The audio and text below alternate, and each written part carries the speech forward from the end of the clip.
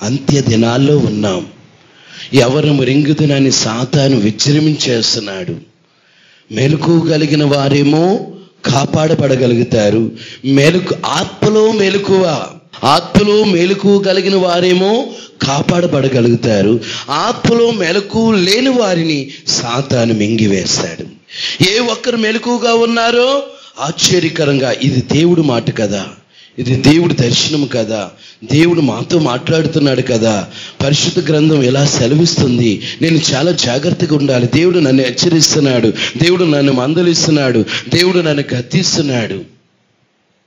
చివరి దినాల్లో సాధ్యమైతే ఏర్పరచబడిన వారి సైతం కూడా సాతాను ఘట సర్పం మింగివేస్తున్నాడు. జాగ్రత్తగా ఉండండి. మీ గతించిన కాలంలో ఒక ఆదివారం కూడా చెప్పాను, దేవుడు అనేక రీతిలుగా చూపిస్తున్నాడు. జాగ్రత్త పడిన వారినేమో సాతాను ఏమి చేయజాలదు, జాగ్రత్త లేని వారినేమో సాతాను మింగివేస్తుంది. మనం బహుగా జాగ్రత్త పడి ఉండాలి. ఎవరు మృంగుదనాన్ని సాతాను గర్జించు సింహం వలె తిరుగులాడుచున్నాడు. ఎవరు మృంగుదనాన్ని గర్జించు సింహం వలె తిరుగులాడుచున్నాడు. ఎవరు దొరుకుతారా? డోర్ టు డోర్ తలుపు తడుతున్నాడు. యేసయ్య తలుపు తట్టేది ఉంటుంది, సాతాను కూడా తలుపు తట్టేది ఉంటుంది. వివేకం కలిగి ఇది దేవుడి స్వరము అన్నవాళ్ళేమో జాగ్రత్తగా దేవుడికి హృదయం ఇప్పుతారు. సాతాను స్వరమని వివేచన, ఆలోచన, జ్ఞానం లేని వాళ్ళేమో తలుపులు తీసేస్తారు, వారిని పట్టేస్తాడు, మింగేస్తాడు. జాగ్రత్త కలిగి ఉండండి. దేవుడి బిడ్డలను, వారి పిల్లలను కూడా మింగివేస్తున్నాడు. చిన్న పిల్లల కొరకు మొత్తుకునేది ఏంటంటే మీ పిల్లల కొరకు ప్రార్థన చేసుకోనండి. ఎంత భయంకరమైన దినాల్లో ఉన్నాం చూడండి. చిన్న పిల్లలను, చిన్న పసికందులను కూడా ఎంతో మూర్ఖమైనటువంటి లోకం ఇది పాపిష్టి లోకం, ఇది పరిశుద్ధ లోకం కాదు. చిన్న పసికందులను కూడా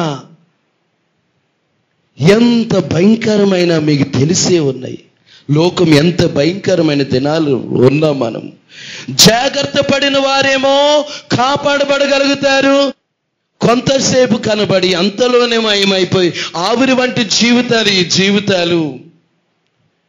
రేపు మారుతాను, తరువాత మారుతాను, వాయిదా వేయొద్దు. దీపం ఉండగానే ఇల్లు చక్క పెట్టుకోవాలి. దీపం ఆరిపోయిన తర్వాత నేను చక్క పెట్టుకుంటానంటే కుదరదు. దేవుడిచ్చిన సమయం 3 దినములు ఉపవాస ప్రార్థనలు నియమించారు. నాకు ఖాళీ లేదని కొందరు, నాకు సెలవు ఇవ్వలేదని మరికొందరు, నాకు ఖాళీ వారికి ఉన్నా సరే మరొకరు వేరే నెపములు, కొందరు సమస్యలు. చాలా మంది చెప్తారు, కూటాలకు ఎగ్గొట్టినోళ్ళు మరుసటి సోమవారం నుండి బెడ్ రెస్ట్ తీసుకుంటారు. ఏంటయ్యా సమస్య ఏంటంటే నాకు బాగోలేదు, వారం రోజులు సెలవు. దేవుడిచ్చిన సమయంలో సెలవు పెట్టరు.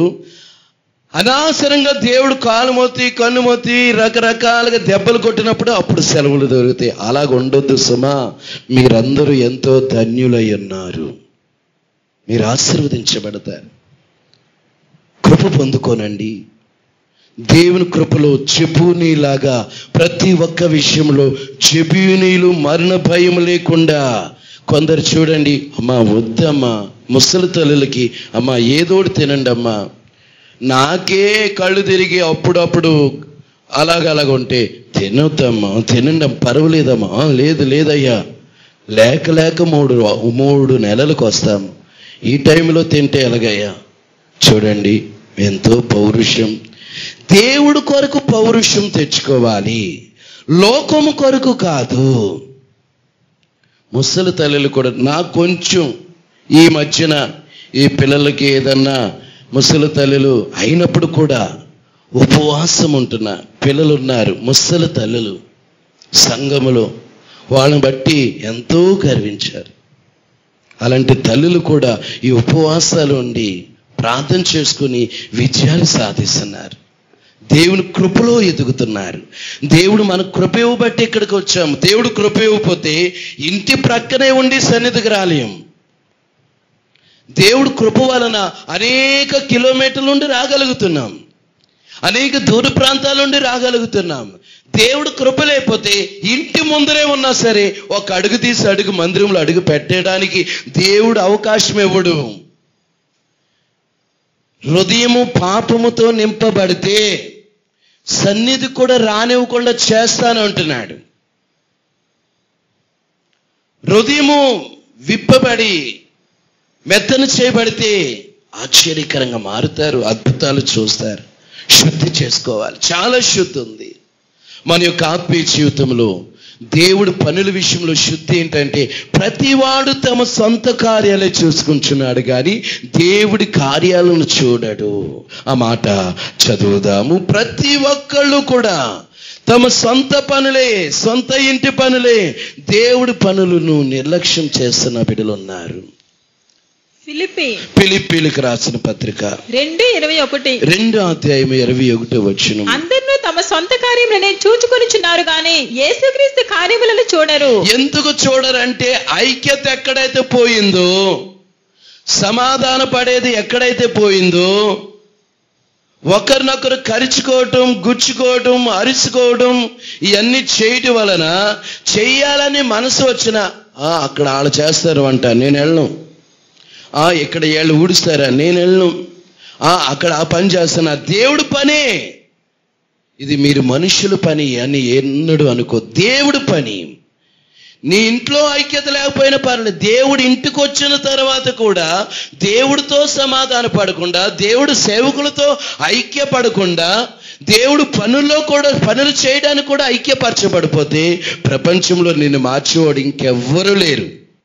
దేవుడింట్లో ఒక చిన్న పని చేయడానికి కూడా కృప కావాలి. ఆ కృప కలిగిన వారిని దేవుడు పరిశుద్ధపరుస్తాడు.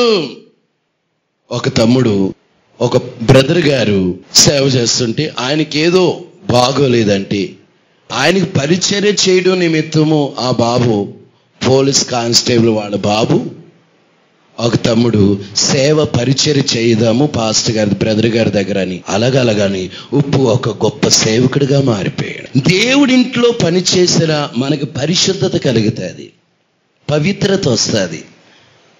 మీకు గుర్తుపెట్టుకోనండి, సేవకులతో కూడా కష్టపడినా మీకున్న అంటుకున్న దయ్యాలు వదిలిపోతాయి. హల్లెలూయా.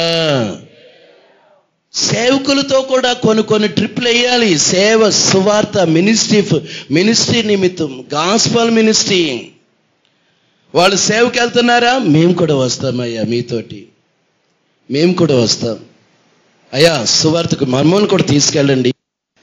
సేవకులతోటి ఎప్పుడైతే సహవాసం చేసి కూటాలకు వెళ్ళి సహవాసంలో పరిచర్యలో పాల్గొంటారో మీకు పట్టిన దురాత్మలు వదిలిపోయి సేవకులతో సహవాసం చేసి పరిచర్యకి వెళ్ళడానికి సిగ్గు, అమ్మో మమ్మల్ని ఏమవుదో అనుకుంటారేమో. అలాగ అనుకోకూడదు. మీరు అలాగ వస్తే ఆశీర్వాదాలు ఉంటాయి. ఎందుకంటే పరిశుద్ధ గ్రంథంలో యేసయ్యతోటి మగ్దలేను మరియా, దయ్యం పట్టినటువంటి మరియా, కొంతమంది స్త్రీలను, కొంతమంది పురుషులను యేసుతో పరిచర్యకి వెళ్ళారని వాక్యం సెలవిస్తున్న మాట చదువుదాము. లూకాసు వార్త 8:2 పూర్తి మాటలు అలా చదువుదాము.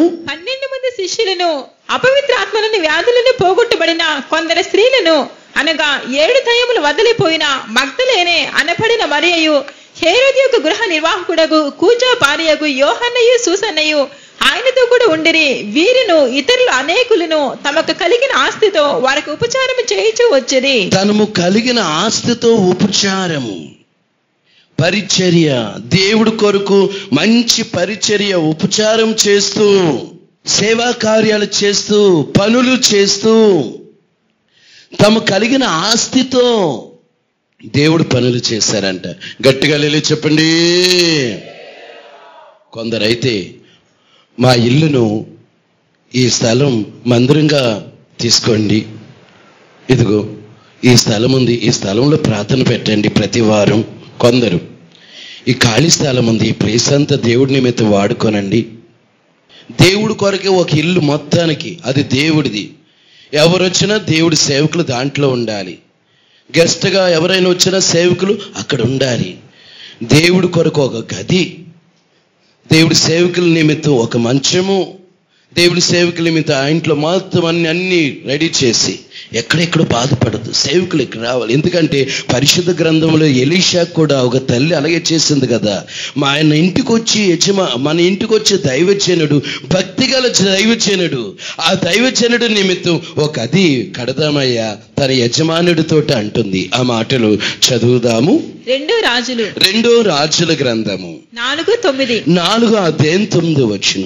ఆమె తన పెనిమిటిని చూచి, మన యొద్దకు వచ్చుచూ పోవచ్చున్నవాడు భక్తిగల దైవజనుడని నేను ఎరుగుదును. కావున మనం అతనికి గోడ మీద ఒక చిన్న గదిని కట్టించి అందులో అతని కొరకు మంచము, బల్ల, పీట, దీపస్తంభము నుంచుదాము. అతను మన యొద్దకు వచ్చినప్పుడల్లా అందులో బస చేయవచ్చునని చెప్పాను. ఎందుకంటే కొంచెం విశ్రాంతి తీసుకుని వెళతాడు.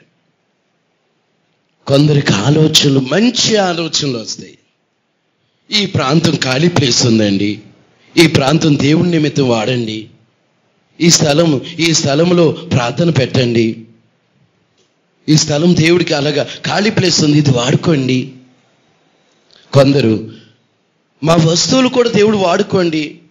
కన్వెన్షన్లో అయితే ఈ ఫ్యాన్లు, చాపులు, ఏ టు జెడ్ అంత. కొందరేమో బాగా రంధ్రాలు పడిపోయిన జగ్గులు, రంధ్రాలు పడిపోయిన బకెట్లు, చిరిగిపోయిన చేపలు, బాగా వరస్ట్గా ఉన్నటువంటి బెడ్షీట్లు ఇవి తీసుకెళ్ళండి. మరికొందరు శ్రేష్టమైన అన్ని బకెట్లు పెట్టి శ్రేష్టమైన మంచి అన్ని తీసుకెళ్ళండి, ఇది దేవుడి సేవ. మేము ఎలాగా పనికిమాల వారుగా ఉన్నాం, మా వస్తువులైనా దేవుడికి ఉపయోగపడాలి కదండి. అలాగిచ్చిన బిడ్డలు ఉన్నారు మన సంఘంలో. వారిని దేవుడు ఆశీర్వదించునుగాక. ఆశీర్వదిస్తాడు. శ్రేష్టమైన దేవుడికి ఇస్తారు, దేవుడు ప్రజలకు ఇస్తారు. ఎంత ఉత్సాహంతో, సంతోషంతో వారి హృదయాన్ని బట్టి దేవుడు వారిని ఆశీర్వదిస్తారు. సంతోషంగా ఇచ్చేవారికి సంతోషంగా దేవుడు ఇస్తాడు. ఏడుస్తూ ఇస్తారు. కొందరు ఏడుస్తూనే ఉంటుంది వాళ్ళ బ్రతుకు. ఇది ఇవ్వాలా, అబ్బా ఇవ్వకపోతే తంట, ఎందుకు వచ్చింది, మళ్ళీ పెంట పెడతాడు. సరే తీసుకొని వెళ్ళండి, తీసుకెళ్ళు, అక్కడ కన్వెన్షన్లో వాడుకో, జాగ్రత్తగా తేమ. అవి ఇచ్చినవి ఏంటి, చిరిగిపోయిన చేపలు, చిరిగిపోయిన బెడ్షీట్లు, రంధ్రాలు పడిపోయిన బకెట్లు, అక్కడ ట్యాప్ ఇప్పుకుంటూ నీళ్లు కారిపోతూ ఉంటాయి. ఎంతోమంది ఉంటారండి ఇలాంటి వాళ్ళు.